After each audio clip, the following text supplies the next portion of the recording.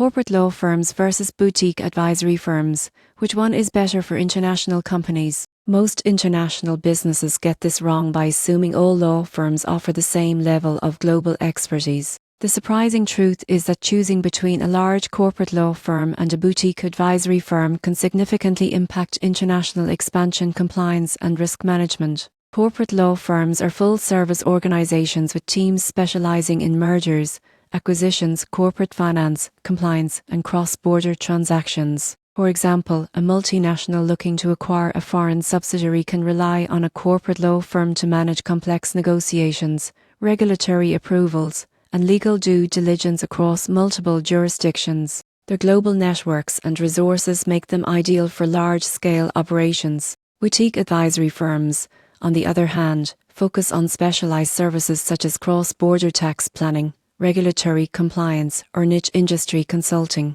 They often offer personalized attention, flexible solutions, and deep expertise in specific sectors. For instance, a tech company expanding into Europe might use a boutique firm for targeted GDPR compliance strategies while relying on their internal team for routine legal matters. So, which is better for international companies? Large corporate law firms excel in handling high-value, complex, and multi-jurisdictional matters. Boutique advisory firms are ideal for specialized advice, agility, and personalized solutions. Many companies benefit from a combined approach, using corporate law firms for major transactions and boutique advisors for niche expertise and strategic guidance. The key takeaway is that international business success depends on both breadth and depth of legal support.